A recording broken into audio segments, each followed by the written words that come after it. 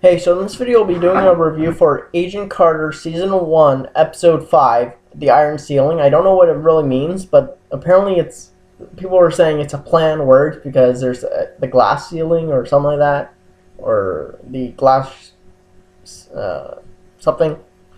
So, in this episode, Peggy goes on a mission with the Howling Commandos, but before that, we find out what was on the typewriter message, and it's coordinates and saying that we want this amount of money or something like that, and has it involves Howard Stark. So Peggy's insisting to go on the mission because she's the only one that can translate Russian, and she knows a lot more of the terrain and all that kind of stuff. But Dooley and Thompson really aren't that convinced, but Jack is he's doesn't want her involved at all. But it sounded like Dooley was trying to keep her safe and trying to keep himself pretty safe, because it sounded like he doesn't.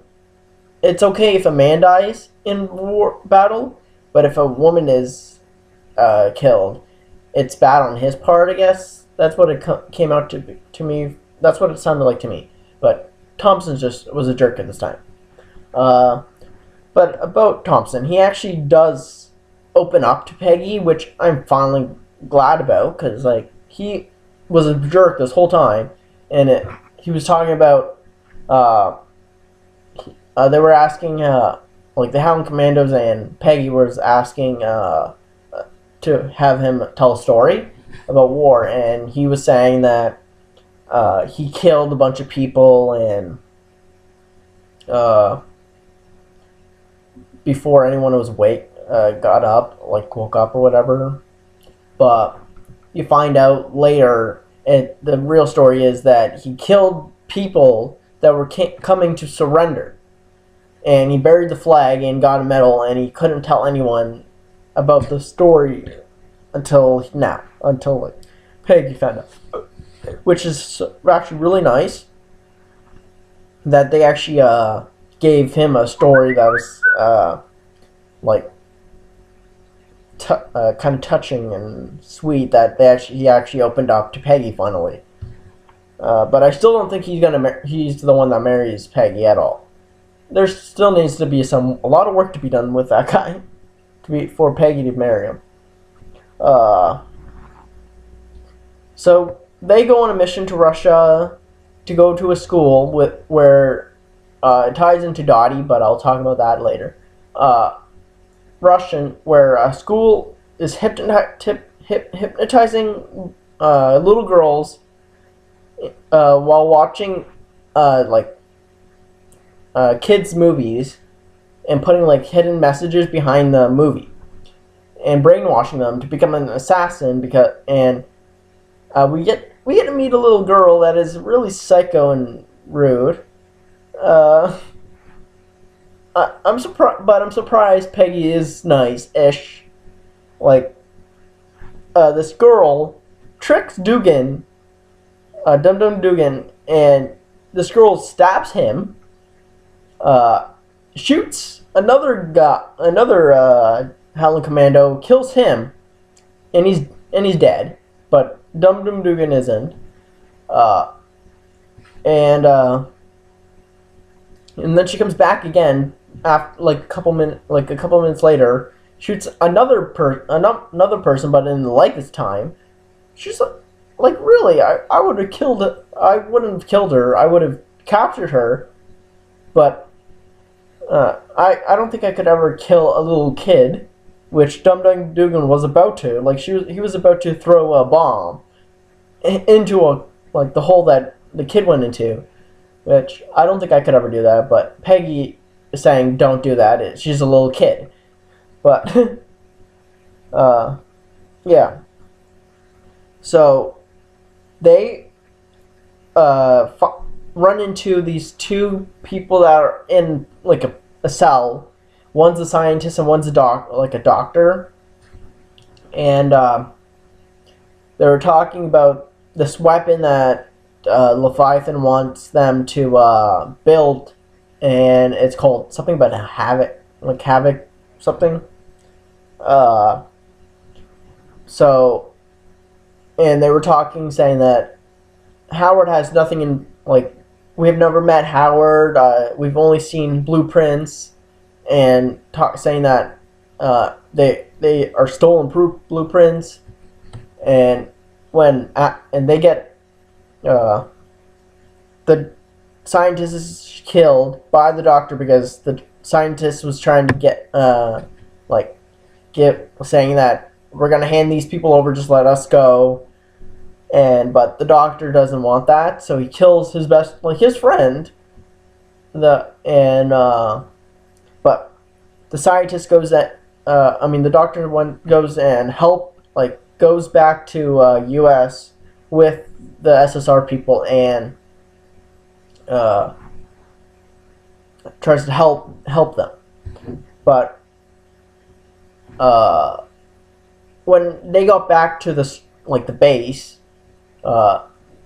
Peggy and Thompson are talking to Dooley, saying that Howard might not have anything might not be involved in all this, and it still seems kind of like he wants to take down Howard. Dooley himself, he doesn't.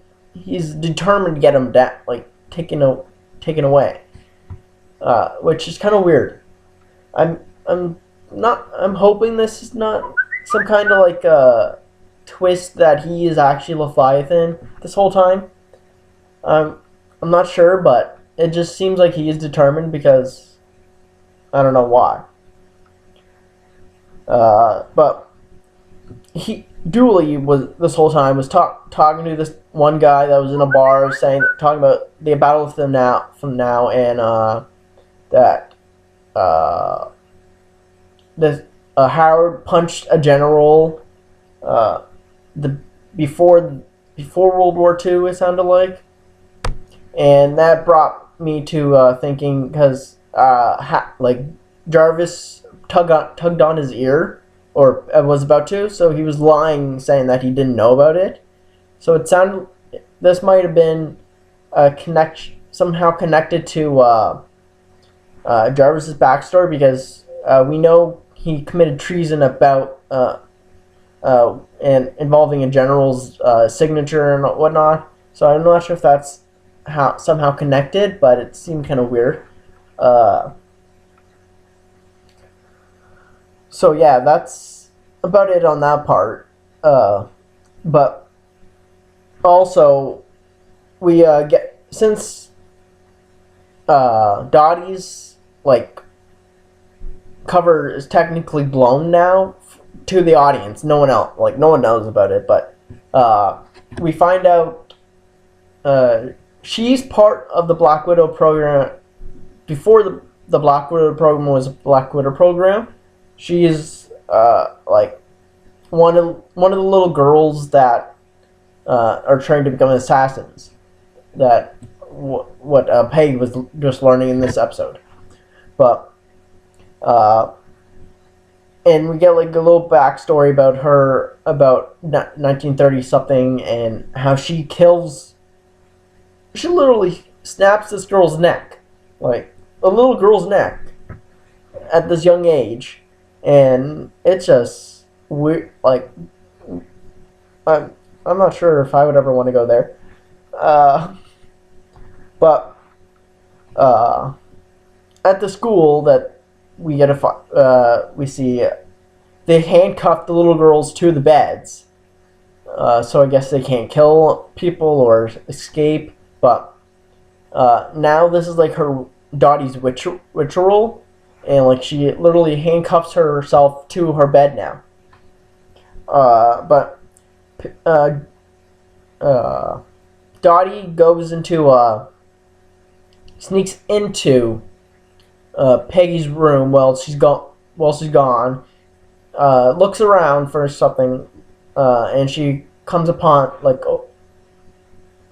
finds these pictures from last episode, and takes only one, a picture of a box. Don't know what's in the box, but it's one of Howard's inventions. I don't know what she's doing with it, or what she wants to do with it, or what's inside of it. So, could be anything. And in this episode, I'm not sure how long it took, how far of a gap it is, but there was no mentioning of or scene of Mr. Minx, the person that Dottie killed last episode. He was not in under the bed or anything like that. So I don't know. Did she already get rid of it already, or is it still under the bed? But even more psycho-ish, she impersonates Peggy by not really. She sits down at a mirror and says, "I'm Peggy Carter," and she's just psycho. Like she's literally psycho.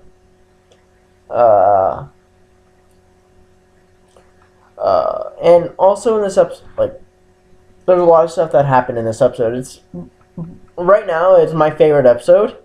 Probably this episode coming up, like today, that's probably gonna be my favorite episode. But this episode right now, because the last two episodes weren't really that good. But in this episode, Sousa is catching on to Peggy, because last episode he finds out that there was a brunette on the boat and a nicely dressed man, and in this episode he sees this scar bullet wound thing on Peggy's back, and he realizes it's the same area as the blonde lady in the photos. So he's catching on, but he never talks to Peggy about it, never says anything about it, and he's like, okay. But next episode, it looks like he doesn't confront her. It looks like she's on the run now. So it looks like he doesn't even talk to her saying, what's going on, what's happening, why are you doing this? Just immediately tells Dooley or someone.